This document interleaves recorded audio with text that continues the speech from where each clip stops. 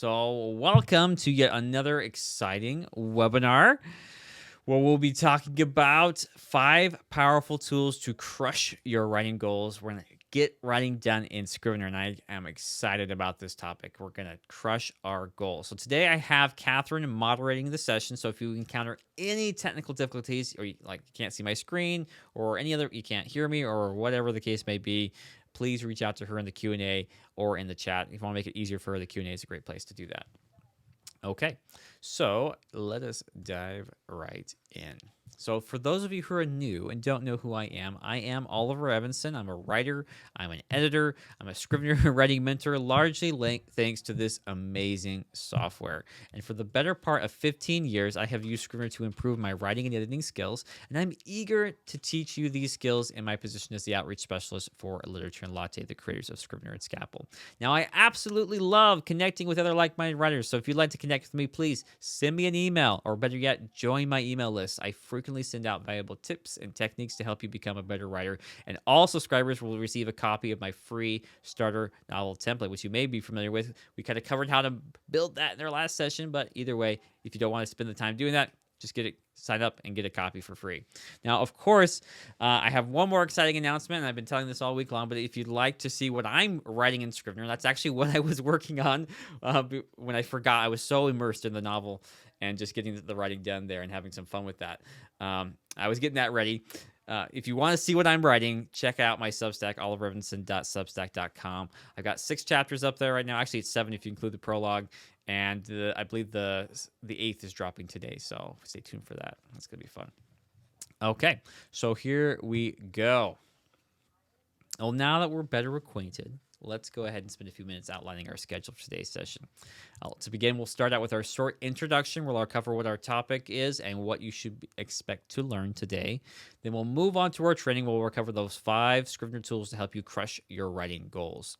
And to wrap it up, I'll provide you with a wealth of free resources you can utilize to deepen your understanding of Scrivener and improve your writing skills. Now, I'll also leave ample time at the end for our Q&A, where I'll do my best to answer as many questions as possible, okay? Diving right in. Now, there's nothing I despise more than coming to a live event and waiting that 45 minutes or an hour or longer before the presenter ever even gets to his point, to the point of his training, if he gets to it at all. That's why I like to establish clear expectations at the beginning here. So first off, today, I promise to teach you how to establish a draft target and deadline to keep your writing process on track. Second, I'll teach you how to utilize document targets for a more granular approach to managing your project's progress. Third, we will learn how to use the writing history feature to obtain valuable insights into your productivity. See where you're kind of gauge where you're at, what you're doing, how well things are going. 4, we're going to learn how to create, modify, and assign statuses in Scrivener to effectively track your progress scene by scene and chapter by chapter. And last but not least, we're going to harness the power of statuses and collections for even more efficient organization and progress tracking. So there's a lot of fun stuff we can do there. By the conclusion of this presentation, you should leave confident to use these tools to crush your writing goals. So let's make it happen. Let's get started, right? Let's get into it. So Scrivener has a lot of great tools. First, we're going to look at for our crushing our goals is project targets and deadlines. So the Scrivener's project targets feature lets you set specific word or character count goals and a project deadline to track your progress and maintain motivation. You can establish these targets for a daily writing session or for your entire draft, and we'll look at how that works in just a minute. Now, after that, our second tool we have here is document targets. Now, unlike project targets, which focus on the overall goal of your writing project, document targets allow you to set individual goals for specific documents within your project. This feature is particularly useful for writers who prefer a more granular approach to their work. By setting document targets, writers can maintain momentum and monitor progress in each section of their work separately. Setting document targets not only fosters a sense of accomplishment with each milestone achieved, but also bolsters ongoing motivation and dedication. When combined with document templates, you can actually you can have a streamlined, ready to go setup. And you may remember last on Wednesday, if you didn't catch that session, go back and watch it. We discussed how we can put document targets inside our document templates, and we can kind of set that up automatically so we don't have to be setting that for every new folder, every new document that we create. Okay. One more. There we go. Our third tool that we're going to look at today is called Writing History. Okay. And it's another great tool. This feature allows you to track your daily progress as well as your monthly progress, even providing a visual representation of your writing journey. By seeing how much you've accomplished over time, you can take pride in your achievements and stay motivated to continue your work. Now, additionally, the writing history feature allows you to compare past sessions and projects, helping you identify patterns in your productivity and make informed adjustments to optimize your process. Now, for some people, doesn't always ring true. We're not like looking, how can I optimize my writing process, right? But it really is a powerful thing to say, hey, let me look and see, what am I doing? What are my habits? How can I optimize that? How can I make that a little bit better? I know when we think about writing, we tend to think about just about the art aspect of it. There are two sides of that, and we can kind of balance that. We don't want to spend too much on either end of the spectrum, in my opinion. I like to do a little bit of optimization too. That's just me. I like efficiency. It's fun, and that's just how I do. That's how I roll. So with Scrivener's writing tool, writers can gain invaluable insights into their writing habits, making it an essential component for successful project management. Okay, let's see. That's our third tool. Oops, I forgot to push my buttons there. So we can track word counts by month or day, project total writing day, and average words written per day. We can look at past writing history, and we can even export that out to a CSV file or an Excel file, or even just something outside of Scrivener for viewing and kind of reviewing that data. Perfect. Okay, so after that, our fourth tool is status. Now, there are a lot of different ways we can approach status in Scrivener. Some of that I think we've kind of looked into this week, but we can do status where we have Scrivener has that built-in status list that allows writers to track their progress of their documents and folders. This feature enables you to label your work with customized status values such as first draft, revisions, final draft, to-do, etc. And by assigning a status to a document, you can easily see which stage of the writing process each document is in, providing that visual representation of your progress. Now, status can also be assigned to documents and folders in various ways, but my favorite by far is using the outliner, where it's also very easy to sort your statuses. And if you want to color code your statuses, then I would recommend you either utilize keywords or labels instead of that traditional status list for that purpose. Just depends on what you're looking for there. I think this is the last one. I should have numbered these. Number 5, collections. Now, collections can be an extremely powerful tool for achieving your writing goals by utilizing the status list we just discussed. Now, by creating collections, you can combine specific documents or chapters from your project that share the same status into a single collection for easy reference. Now, personally, I categorize collections into 2 different types. Okay, we have what we call a static collection, which is where you essentially manually add documents to your collection, and to a dynamic collection where the collection is automated. So any document or folder assigned a specific status or label or keyword is automatically added to my collection. And I love dynamic collections. They're just such a powerful tool because it kind of leverages 2 tools in Scrivener. You can use a status, a label, or a keyword, and you can just automate that in. Anytime you assign that keyword or that label or that status to a document, it shows up in that collection. So whether you're looking for more manual control or that automation, either is a great option.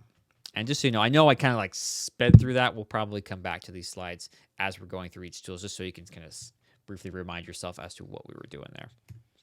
Okay, let's stop sharing for...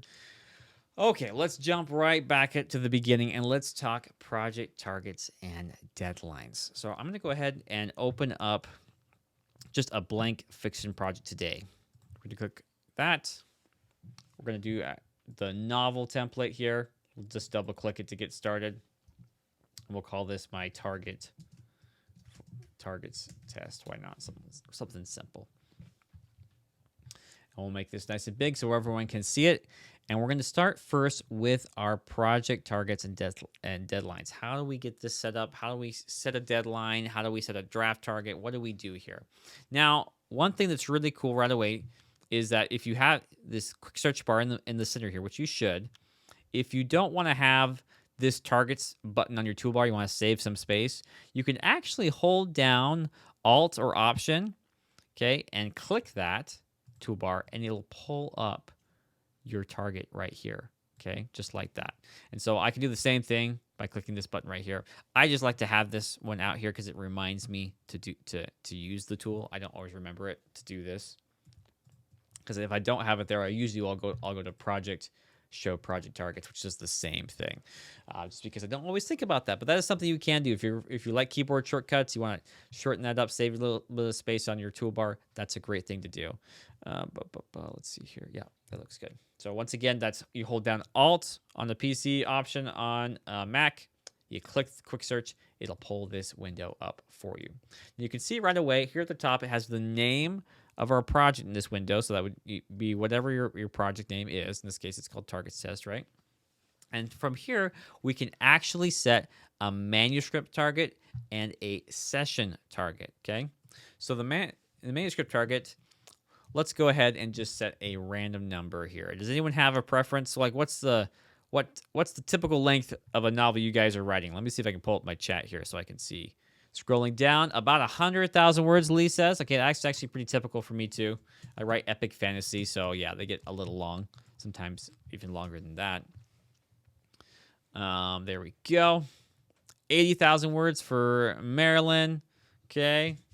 So just to show you how easy this would be, let's say I had 100,000. Like, oh, I just want to do 80,000. I can just type in that 80,000 and hit enter and be good, right?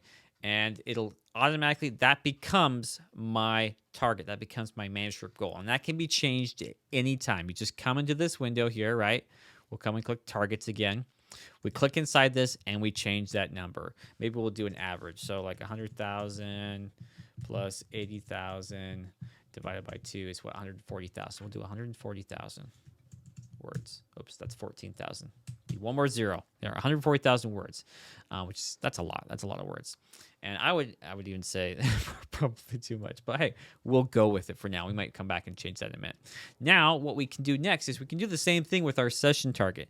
We can automate this, but before we talk about that, I want to show you that you can literally just type in any number in your session target here. So I could do, let's say, 5. Let's do, on a typical day for me, I like to write about anywhere from 750 words to 1,000 words. I know it's not much, but that's just, I aim for a little bit for more quality than quantity. So there we go. And so now that is set, right? So if I come over here to my chapter, and we'll just copy some of this text so that we have it, some text to work with. I'll come to my scene here, and let's say I started writing, right? And you can see as I do so, it starts to fill up the thing there. Even I could, let's see if I have the, no, that's speech to read. So I could do that just like that. I could add in words, and let's go ahead and just add in a bunch right now. Paste, boom. Oh wow, that's a lot. Let's delete some. So you can see, whoa, I went way over my session target, 2,285 words. That's green. Let's kind of bring that down a bit, scale that down a bit, so you can see kind of what it would look like if we weren't quite that far into it. Okay, we're getting closer. Still over. Boom. Okay, there you go. So 343 words, kind of that blue color. So we get further down. Oops, we deleted everything. Let's just delete some of that. Okay, 104. And so you can kind of see what that's going to look like as you're going up, like so. So there we go. Boom. 2,276 words again. So that's kind of how that would work. That's how that would look. If I wanted to, I could actually reset that, start over, and do it again, right?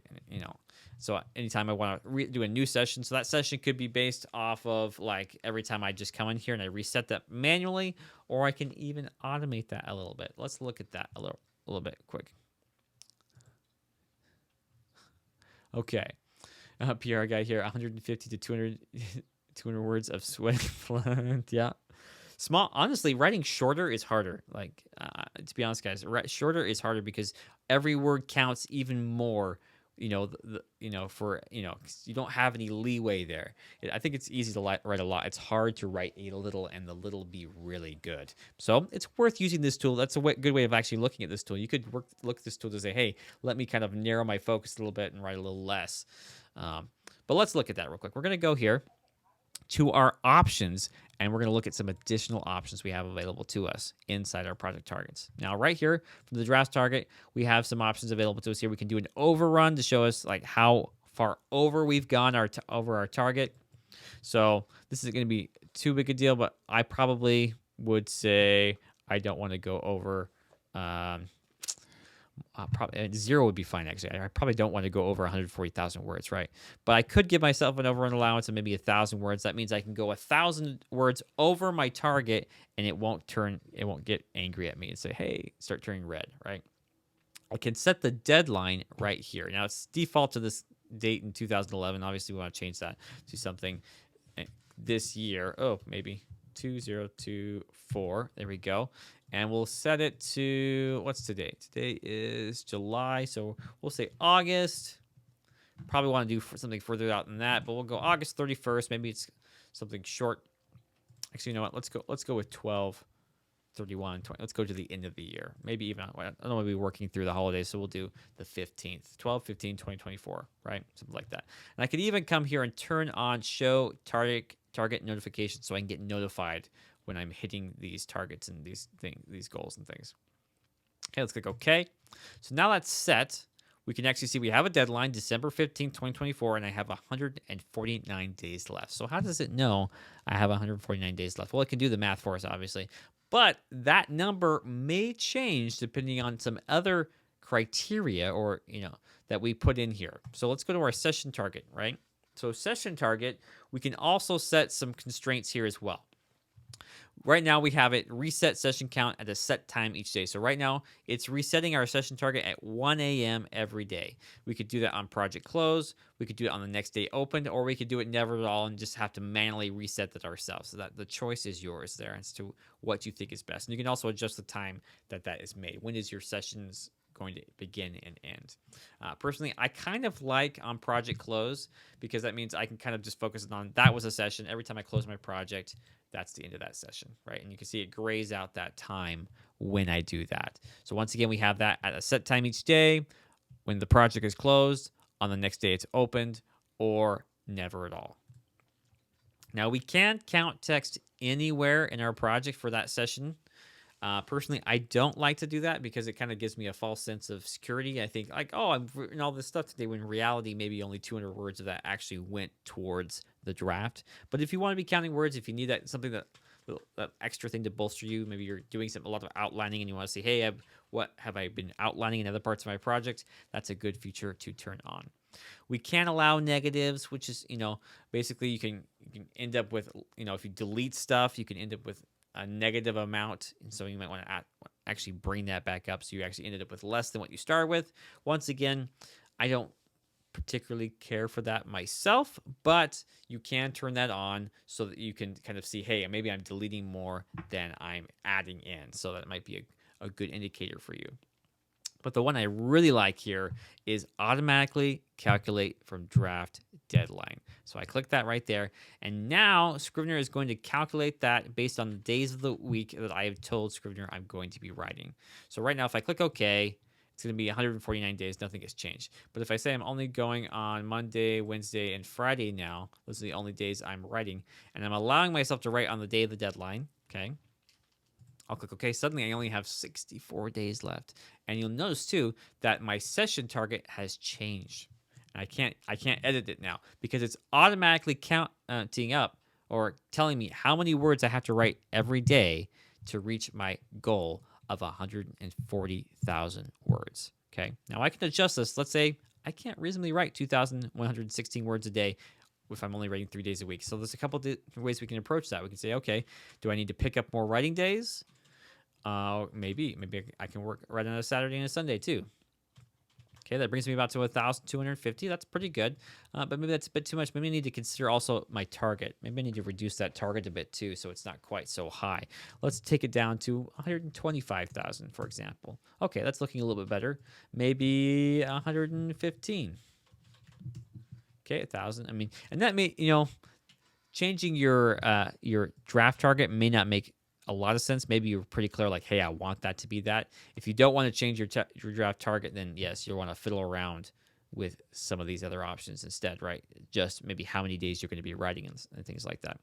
But at 100 days, 1,022 words, that's a reasonable goal for me because I'm writing anywhere from, like I said, from 750 words to 1,000 words a day.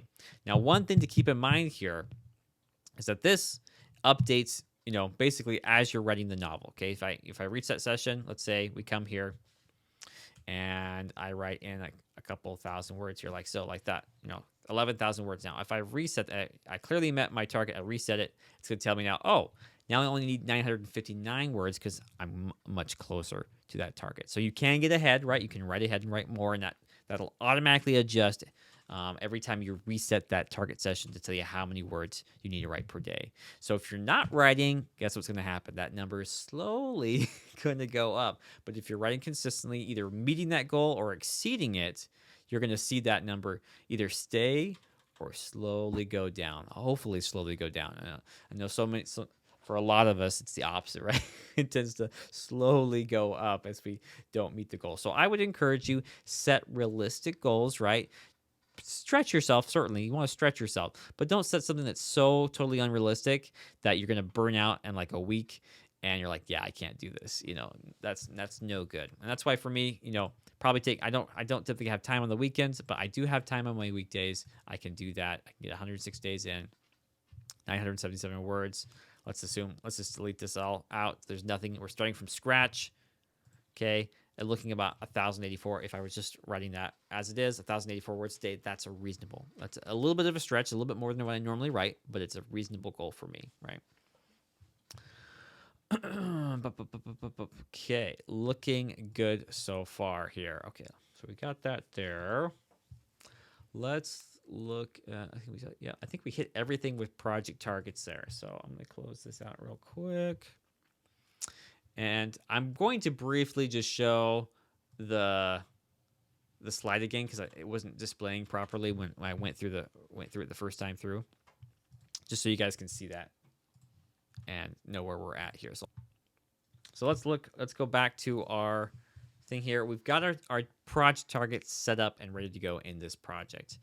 And I think let us look at document targets next. Now, normally, if I was in my starter novel template, a lot of this stuff wouldn't be here. I would just have it all cleaned up and ready to go. But real quickly, especially for those of you who are newer, I'm going to go ahead and clean this up so you can see what it might look like. So I'm going to delete that. I don't need that. I can get that anytime I want to go ahead and start a new fiction project, novel project, right? I typically take my characters, places, front matter, and notes and stick that in the research folder like so. And that just gives me this nice clean binder to look at. And then I'll go ahead and come in here too. I don't typically need this sample output. It's just some sample manuscripts here to kind of give you an idea what it looks like when you export your manuscript out. I'm going to go ahead and delete that as well. Just drag it down to my trash. And then I'm going to empty my trash so those are out of my way. Now, typically, I don't delete things unless I have to, especially because I'm concerned maybe I won't be able to get those files again. They're going to be gone, they're deleted forever. But in this case, it's okay because I can always recreate those files by going to File, New Project, and going ahead here and selecting this novel project again if I want to see them. Okay, looking good. So now right away, creating a document target is actually pretty easy to do. And we're actually going to use this same scene that's set up in the novel template here. So if you come to the bottom right corner of your document, you'll see right here is a little target. And it says set the document word or character count target. All I have to do is click that little button right there, like so, and this window will pop up. And it says target for this document. Now, I can set that target to be whatever I want. Now, like I said, typically, I'm writing anywhere from 750 words to 1,000 words. So actually, I'm going to go ahead and use that as a reference for my targets here. 1,000 words. My minimum target is 750. And maybe I might want to adjust this because it's 1,084 words, right? It's kind of what I'm trying to hit for my session. Maybe we'll go a little bit higher, we'll kind of round that off, 1,100. And maybe it will even up my minimum because I'm trying to stretch myself to 800 words minimum, right? Now the overrun is going to work very similar to our project targets here, or our session targets. We're going to go ahead and set an overrun. We'll say we can go over probably, I think most of my scenes actually end up being somewhere in the realm of 1,250 words to 2,000 words. So I'll give me an overrun allowance. Let's do it. 110 minus 1250, about 150 words overrun allowance there. Okay. We can show the overrun. We can even show the allowance in the progress bar, and we can show target notifications like so. And click OK. And now that's all set up. Now you don't have to turn on everything. You don't have to even use the overrun allowance at all. That's totally up to you if you want to use that or not. But I like to turn them all on and use every tool to my advantage. So you can see right here, down here at the bottom, I have 0 out of 1,100 words. Okay. And right now I click on that, there's no statistics or anything because there's nothing there, right? There's nothing to read. If I paste some text in there, we can see, oh, yep, I've gone well over my progress bar here, well over my 150 word allowance. So if we take some of this out, we can kind of see that overrun, that red bar is starting to go down, just so you can see that. Hopefully I know it's small, but hopefully you can kind of see that slowly going down. Okay, we're getting down to our closer and closer. Okay, looking good. Yep, really close. We're still a little bit over, right? Oh, and I think I take this one off right here. Okay, there it goes. Now it turned a little bit blue. That's our 150 words over we're allowed. Right, if I keep going down, we can now we're under our target of our overrun, our allowance here, I think. Yep, 1,068. So now we're at just below the actual target of 1,100 words. And so if we keep going down, you can kind of see that there. It's going to slowly go down and down and down until everything's gone. Now we're back into the red. Okay, 762 words. And that's below our minimum. That's why it's turned red. So if we added a little bit back, just so you can see this, we're close to that minimum. The minimum is right there. We hit that minimum just over 800 words, 810 words, and it turns blue because we've hit our minimum target there. Okay, so just keep an eye on that. Kind of cool. So we hit the 800. We had that 150 over allowance, and 1,100, or I'll just say 1,100 words is our target, right? So kind of fun. That's how we can do that. That's how we can set that up really quickly and easily. Now with that set up, if I wanted to do this again, right, and I was just in my manuscript folder, let's say I go to add a new document and create a scene. Unfortunately, nothing is preserved, right? I'd have to come in here, redo all that work again. Or I guess I could come here too and I could duplicate this, right? And that would then give me that target again. So that's another thing I could do, right? But realistically, I don't want to have to do this again and again and again. So I'm going to go like this. Scene template. I'm actually going to turn this whole chapter into a template here. Okay. And now these both have the targets already set up for me. And I'm going to utilize my already existing template sheets here and just drag and drop that down here. Now, we kind of covered templates already in depth on Wednesday. So if you didn't catch that session, go back and watch it. It is available on YouTube right now. Watch that session and see how we did that. But essentially, that's all it is. We just drag and drop it into the template folder. If you don't have the template sheets, I explained in depth how to do that in the last session. You can look that up, watch that, and see how to do it. But essentially, we get that in there. And now I'm free to use that chapter template again and again. And if I wanted to, I don't even have to get the whole folder. Let's say I just wanted a new scene. I could come in here and just click scene template like that, and it would pull that up. So now I have 3 scenes in here instead of just 2. And there's other fun things we could do to that template to make it really beneficial and powerful, but that's it in a nutshell. Nice thing about something like this, we can go to our outliner view and we can actually see the target here and the progress. So if we go and add in total word count, I like to do this where I have my total words, my total target, and my total progress here all together. And what I'll do is we'll just come in here, we'll paste some stuff in here like so. Boom, boom, boom, boom. maybe. I know this is just filler stuff, but let's copy some of it and paste that there. And we'll just grab a couple of these guys so we can kind of see what this will look like in our outliner view. Okay, so there we go. We go to our manuscript folder and we just look at this chapter template as it is. Right now, there are 2,471 words total in the entire chapter. And the target is 3,300 words. That's a combination of all the scenes stored inside of it, and that's our total progress. Just a visual representation in a bar. It looks really cool. Now we can actually open this up and see it individually per scene. So this one, 1,100 word target, only got 144 words, so we're not very close at all. 51 words here, not very close at all. But here at the bottom one, right, we're at 2,276, which is well over our target, right? Well over it. And it kind of helps to bring those together. So you can see here that, this bar right here is not necessarily an accurate representation entirely, because like we went way over in one scene and way under in others. So it's worth kind of being able to look at this and say, hey, yeah, generally speaking, we're really close on this one if we just look at the chapters. But if we look a little closer, we can say, hey, well, these two scenes aren't quite there, and maybe I went a little overboard with this one. Do I need to split this guy up? Is there, it just makes you ask questions and kind of figure out, hey, what's going on here? Why is it like this? And it might be more like this. Probably a more common scenario would be something like this. I've gone over in this one. Maybe these two scenes either don't need to happen or this one needs to be split up, and these two scenes need to be moved to a different chapter altogether. And I could easily do that, right? I could come here. This case, I don't need to pull my chapter template. I'm just going to go ahead and use a folder. Down here, bottom left corner, click Add Folder. And I'll say, okay, this one was a scene all by itself. It didn't need to be in here, and then these two scenes are coming down here like that. And there we go. We kind of get a different look at this. Now, we can even call this chapter here like that, chapter template. Of course, it's good to give actual names, right, to your chapters and your scenes. That'll make it a little bit easier for you to know what's going on and where. So there we go. There's that. That is setting up document targets with chapter templates.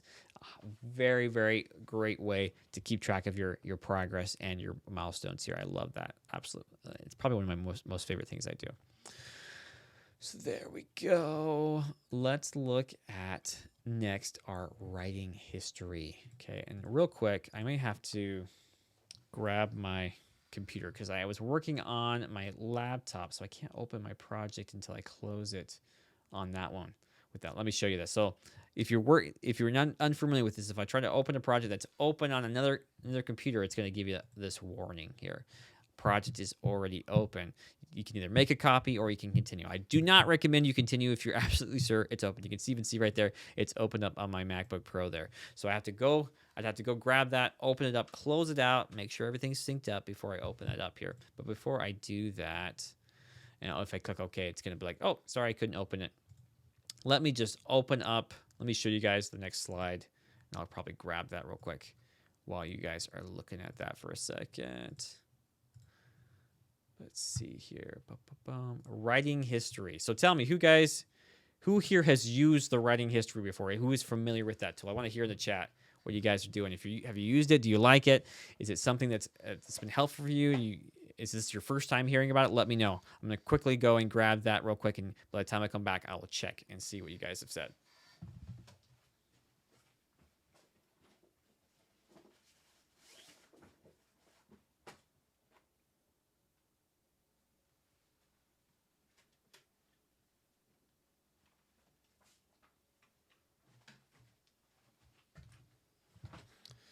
Okay, I'm back. Pulling up my MacBook here. It's syncing with Dropbox. Yep, it's still syncing there. Let's see. So, Renee says, I have no idea what it is. Okay, that's perfectly fine. There we go. I forgot to pull up the stuff for you. That's great. And then this is a good place to be. Get to learn all about it today. And we have here, so have no idea what it is. No, I don't have. Not aware of it. Marilyn says, I like it and I find it helpful. Good for you, Marilyn. And SB says, I've never heard of it. Okay, great. Well, there's a lot of people who haven't heard of this today. This is great. You'll get to learn about it today. Let's talk about it. Okay, let me just double check and make sure everything is fully synced. The reason I wanted to pull up this project is because it's been a project I've worked on since 2001. So it has a lot of great writing history already built into it that we can look at. Whereas like a new project I just created right now is going to have basically nothing. We'll probably still look at both, but I just wanted you to be able to see this and know in real time what it looked like. Okay, syncing, just double checking. Sometimes with Zoom, I want to make sure I double check it syncs. Like I'll pause the syncing and I'll resume it just to make sure that everything is actually fully synced. That's a good tip if you use Scrivener in the cloud. Dropbox does a pretty good job of syncing things pretty automatically, but occasionally it didn't complete syncing something changed, and it won't get there. So I'll stop that. Maybe while that's rolling, we're going to be looking after the writing history. We're looking at what? We're looking at status, right? Okay, yep, since my files are up to date, we'll look at status after this, and then we'll look at collections, right? I love collections. I cannot wait to get through this stuff. Like, this is one of my favorite webinars, in case you haven't noticed. Okay, we'll pull those up for you. Now that that's done, I should be able to open this up. Let's find out. Let's see what happens. Boom, it worked. Yes, that's what I'm talking about. Close that up there, and we'll get to work. So let's look first at writing history, right? So I'm going to go ahead, and there's been a lot going on with this project lately. We're going to go to Project. Right there is our writing history. Project Writing History. So we'll click that there. It's going to pop this up. It's going to tell me how long I've been working on this project. So right now, I've been working on this project 288 days. Now, that doesn't mean that the project has, what do you call it? That means that's how many days I've actually worked in Scrivener. Okay, so it's actually been much longer than that. If we go all the way back to the beginning, I've been working on this since 2020. So to me, that seems like the other day, but really, that's a long time ago now. 4 years ago now, basically, 4 years at the end of this November, that I've been working on this project, which honestly is too long. I think it's too long. But hey, that's where we're at with this thing. And I've written 288 days of those 4 years, which seems like a very small amount. It's not even a full year of work on this. It's because it's been hot and cold working on it. Average words written per day is 813. That's not bad. That's actually, but it's in my average of 750 to 1,000, which is good. Elsewhere, I've averaged about 444, so outside of the draft, right? So that's any any outlining, any brainstorming and stuff that I've done. It's including that. And then that gives me that total of 1,257 words per day, per writing day that I've done. That's pretty dang good, actually. That actually makes me pretty happy looking at that, saying, hey, I've actually been pretty consistent with my goal of writing anywhere between 750 words to 1,000 per writing session, both in draft and out of draft. That's pretty dang good. I do note here at the top right corner, you can switch this over to characters. I can understand to some degree why some people might like characters versus words, but personally, I just like words. I think I'm just used to it. I grew up with it. I like it. So if you want to switch that, you can switch that however you like to, either words or characters. Sometimes like characters just feels like way too big of a number. I like to see that word count instead. So you can see here right now I have it set to months only. So if we go back to the beginning, November, first month, second month, we can kind of gauge how many words I was writing per month. Some months, man, we were killing it, like just dropping in content like crazy. And other months, not so much, just depends on the month, what was going on, But you can kind of look through and can you kind of gauge what you're doing. These numbers, they don't tell the whole story, right? But they kind of give you an idea of where you've been working at. And I kind of wish I had used this tool more because, to be frank, I didn't really use this tool until probably last year when I started really looking at this with earnest and saying, okay, how am I doing? How can I improve my efficiency here a little bit better on this specific project? Because it's just been taking way too long. But you can see here, this last year, okay, it looks like in February through August, man, we were just dropping in words. We were just, yeah. My collaborator and I was two writers who were working on this project. We were just writing like the whirlwind, just throwing in content like crazy. In some cases, you can see we have some negatives here. That means stuff was deleted, right? But for the most part, a lot of it has been adding to it. And then there were some months where we just, looked like November, we just took a break. Like, it can't take this anymore. November and April, not much happened in here. But I think, yeah, after August, I think September, October, November. Looks like even through all the way through April, we just needed a break. It was a lot of work that went into it at the beginning of last year, 2023. So here we are at the beginning of 2024 now. Okay, yeah, we're starting to drop in words again. It's been mostly revision, mostly changing things. We're deleting some things, adding some things. And so that we're starting to see that number kind of pick up again here again.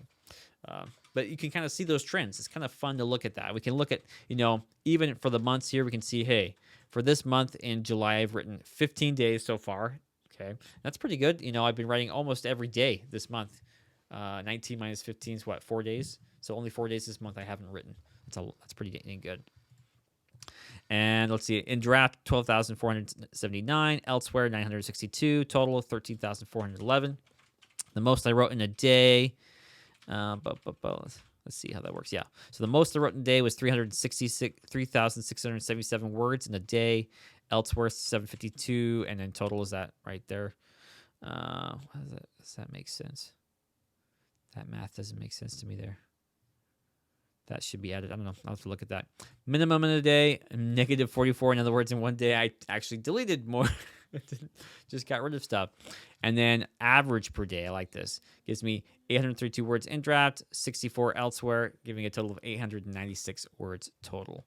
Yeah, so I think my maximum, I think there's something wrong with that metric there because it should be 3677 plus 752, which should be about 4,429 words total. Yeah, I'm not sure why that number is off. That might be a little bit of a little bug there we have to catch. Anyway, on top of this, not only can I just look at the months only, I can actually change this to look at the months and the days. Okay, so I can see actually precisely what I wrote or didn't write each day, right? I can look at the months. So it gives me a month at the top, and then below each one is how much I wrote that day. Let's see, there are some days where I probably logged on, but actually didn't write anything. In other words, I opened the project, but didn't actually make any changes.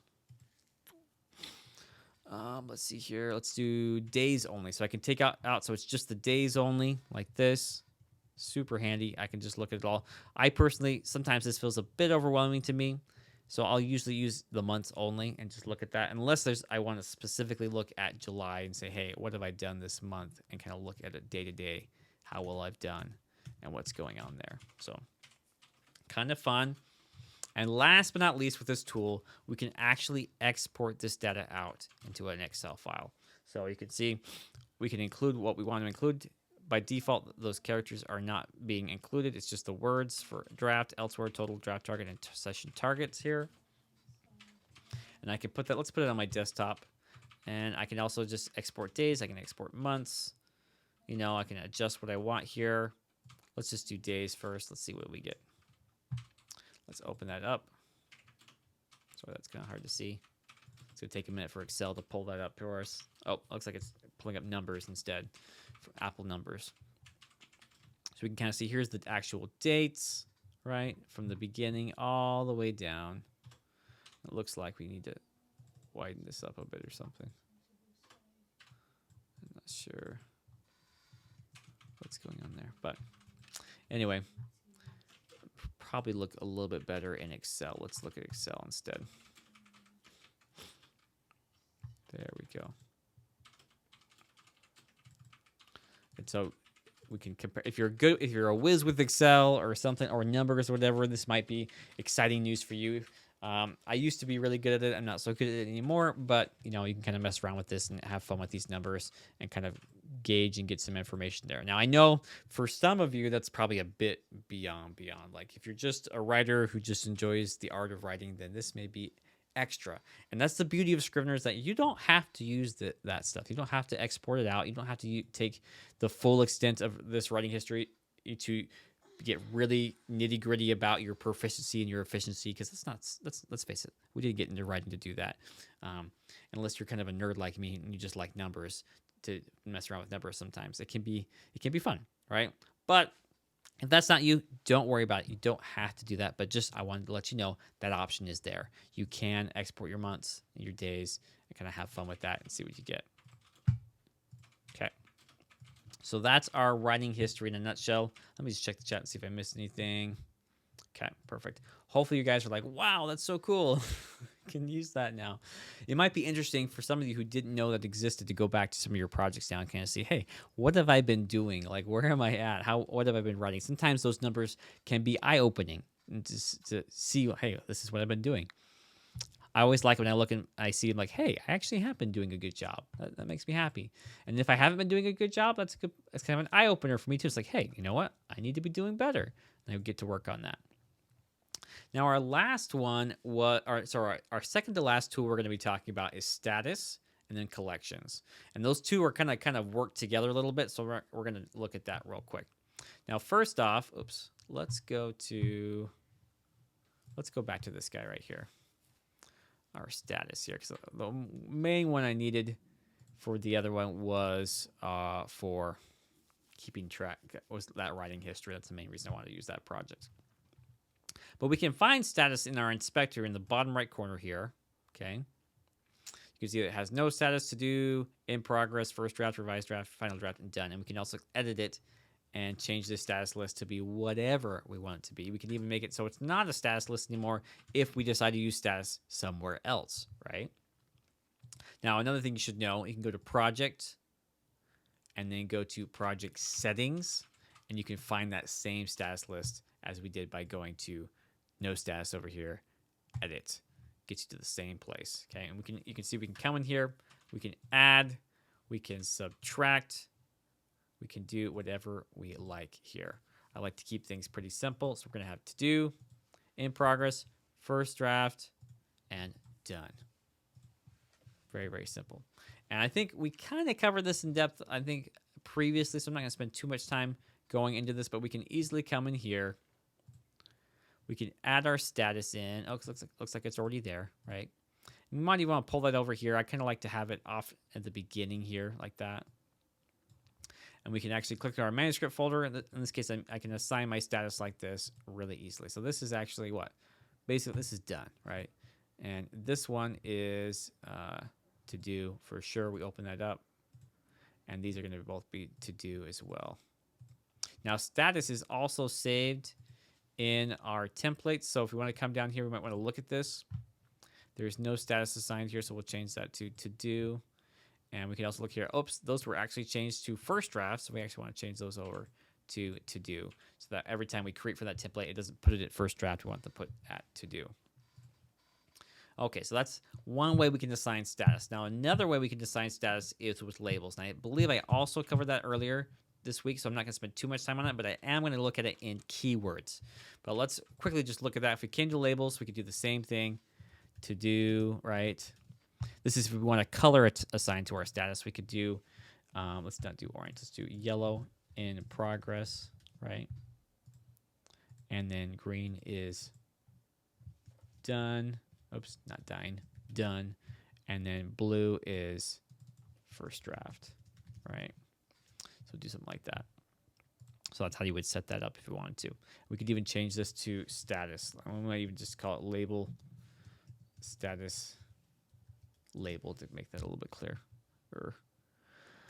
Click OK. And just so we can see what that looks like, there is our status label, right? We're going to turn this off, our regular status off too here. So we don't need it anymore. We could actually assign it just like this, to do, right?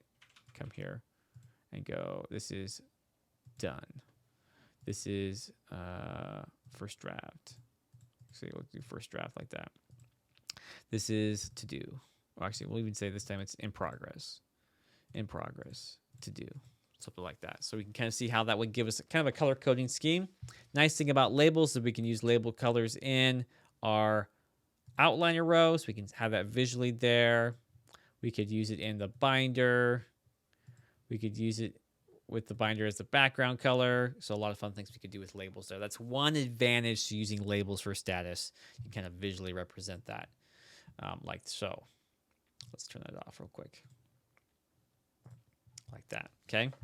Now, alternatively, if I still wanted to get colors, but I didn't want to use, I wanted to use labels for something else, I could use keywords. Now, the disadvantage of keywords is obviously I can't use label colors in keywords, so there's going to be no color coding in that way or in the icons or stuff like that, but they can still appear in our what do you call it? In our in the outliner here. There we go. Sorry, my brain just wasn't working for a second there. Let's turn off our status label. Okay. And we could open up our metadata tab here, locate keywords right there, and then there's a little contextual menu. We can click right there. I'm going to click Show Projects Keywords. Okay. And we could do the same thing.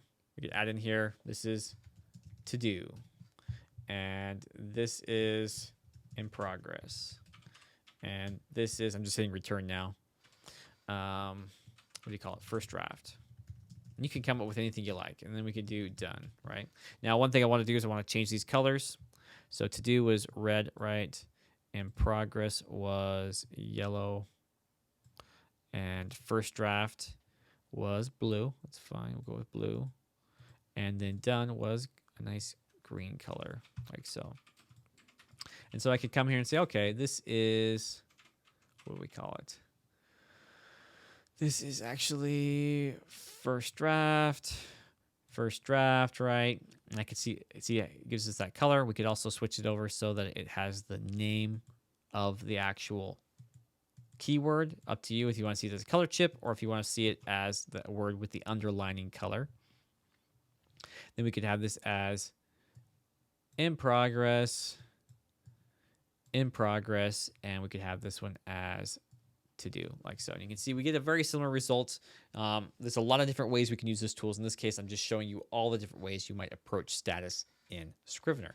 Now, regardless of which way you decide to do it, there are pros and cons to all of them, but collections are going to work regardless of which one you use. Whatever method you decide, you can create a collection around it, a dynamic collection around it anyway. Okay, so let's look at that now. Let's go to View, Show Collections, and you can see right now we have nothing in here other than our search result collection, which is basically anytime we search something, it's going to show up in this collection here. Okay, and we have our binder here, which is essentially the main collection or the main structure of your project, right? If we come up here, we can click the plus button, and that will automatically create a new collection. We might even just call this one to do, right? Like so. Okay. Now this is what I call a static collection, and that you have to manually update it every time you want it to change. So for example, I can see here I have a to do, right? I can grab it and drop it into that collection, and there it is. It's to do. Now the disadvantage of this, let's say I come here and I then assign this one as in progress, and then I remove my to do, right? If I go back to that manual collection, guess what is still there? This document, it's still set to do. So I'd actually have to come here and manually remove that. Okay, so not ideal to me. I mean, obviously you can do that if there's certain things that you just want to group together and they're similar. I mean, and you're not using a tool to track it, then you can use that manual method. But personally, I like to go ahead and create a dynamic collection. And how you do that is you use this search bar right up here, search in the project. And then we're going to create some criteria that it should search for, and we're going to save that search as a collection. Let's watch and learn. We'll click the spyglass here.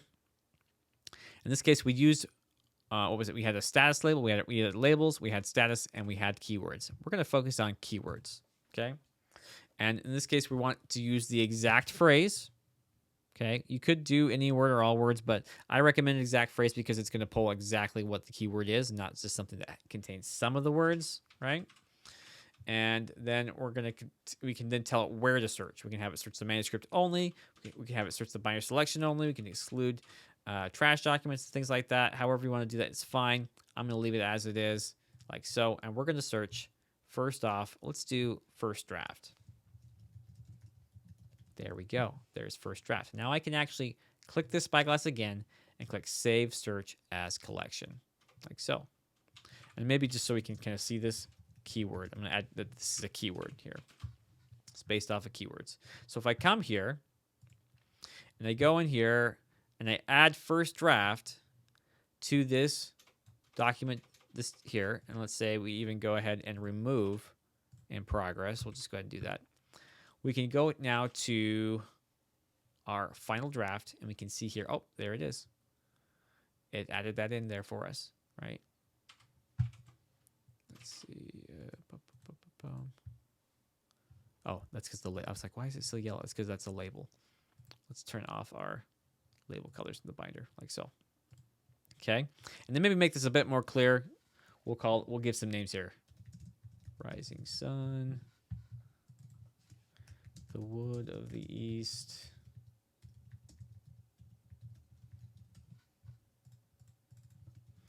Sound of music. I don't know, I'm just pulling out things that are popping in my head here.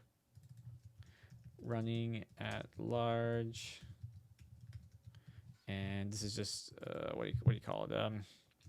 Number 56. There we go. Something like that. So we can kind of see this a little bit better. So we go to the first draft. Okay, the rising sun, the woods of the east, the sound of music, right? Okay, we can come here and we can look at that. Okay, so we should have the rising sun, the wood of the east, and the sound of music in this collection here. Yep, they all three appeared there. And if I add anything else that has first draft to it, and I switch it back, it's gonna see went ahead and added it there. If I add it again to this one, lo and behold, it's there too. Okay. Now the cool thing about keywords is that you can have multiple keywords assigned to a document too. Doesn't make quite as much sense with status, but it does make sense with other tools. So keywords might not be the best way to go about this because I do have to come and actually change this over. I had to delete the other, the other keyword. Whereas with a list, like the label list or the status list, I just assign a status, assign a label, and it's done. There's no other label or status that could be potentially assigned to it. So that's kind of a con, I guess you could say, to using keywords. But I wanted to demonstrate how you could do it because I actually haven't done a lot of that with keywords before. That's how we would do it. But we could come here. We could delete these guys too. If we remove them out, oops, yeah, then they will disappear as well. Now we're back down to that. Another thing you might look at too is that you can see the color of this is kind of this like red color here. If I want to change this to match the color of my keyword or my label, I could do that by clicking this button right here and either showing the colors or just clicking blue, and that'll adjust that for me. You can see when I change it up here, now it has adjusted to that color. It looks a little bit nicer and cleaner. And you could do this for all of them. You could do this for to do, right? And we could save that search as a collection.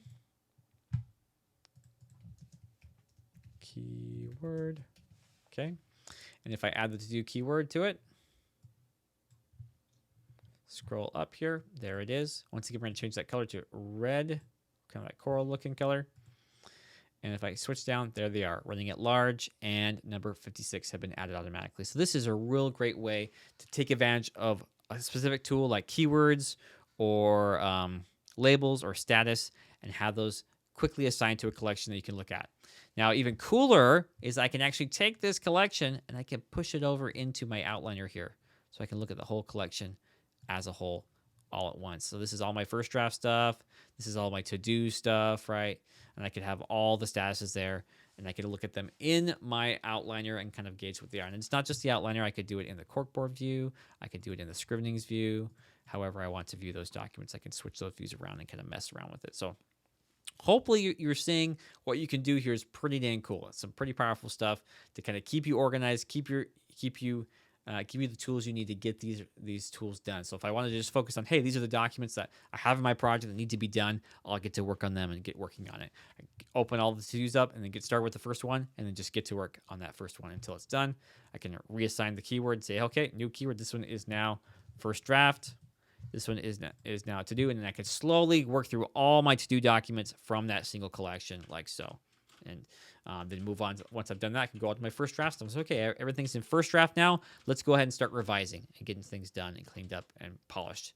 So very, very powerful tool. Highly recommend it. Okay. Well, there you go, guys. That puts us at time. I'm going to go ahead and wrap up our presentation here.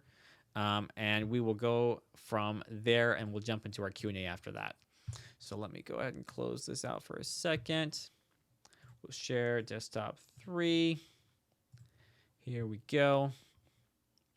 Free resources. Let's talk about. Once again, I'd like to remind everyone that I love connecting with you guys after the session. So it really fuels my inspiration and brings me great joy to see you guys progressing in your author journeys.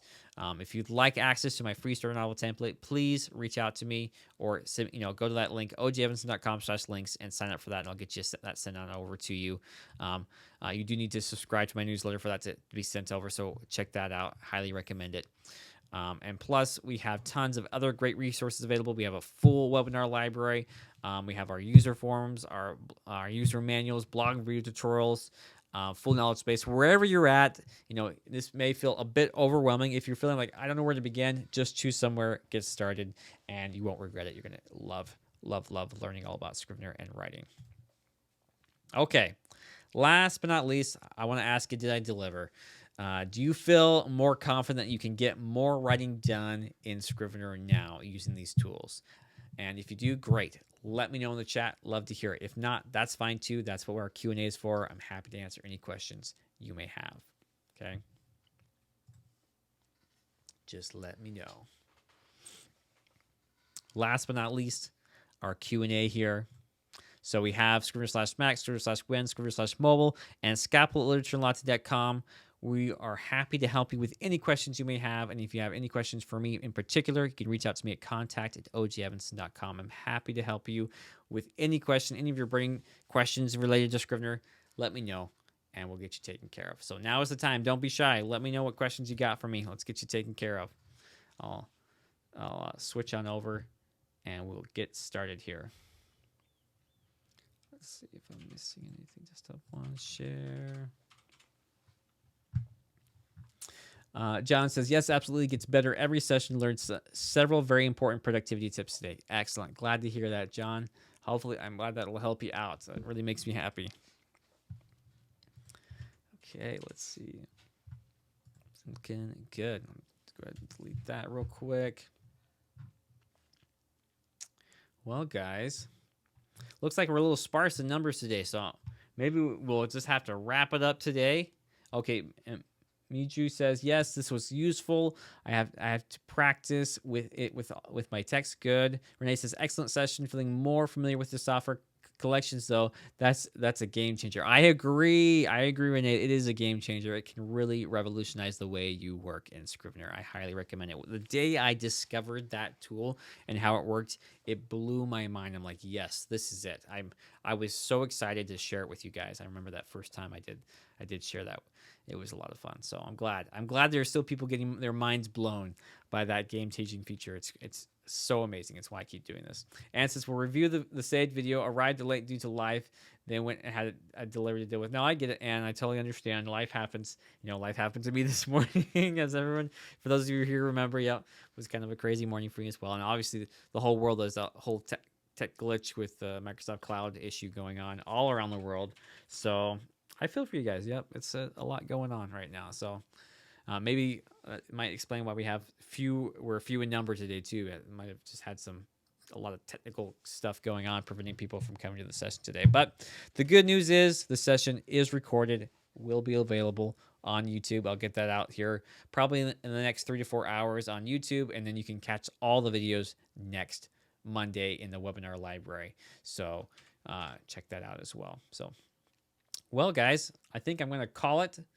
It looks like we don't have any pressing questions. So thank you so much for everyone coming. That concludes our presentation on 5 tools to crush your writing goals. I think we will go ahead and just wrap up this here. Let's see here. What is it we're looking for? Yeah. So if you have any additional questions you couldn't get to, of course, reach out to me at those emails I gave you. Please let me know. We want to help you out. People like Catherine here are happy to help you and get those questions answered. But in the meantime, write on, and I'll catch you all next time. See ya.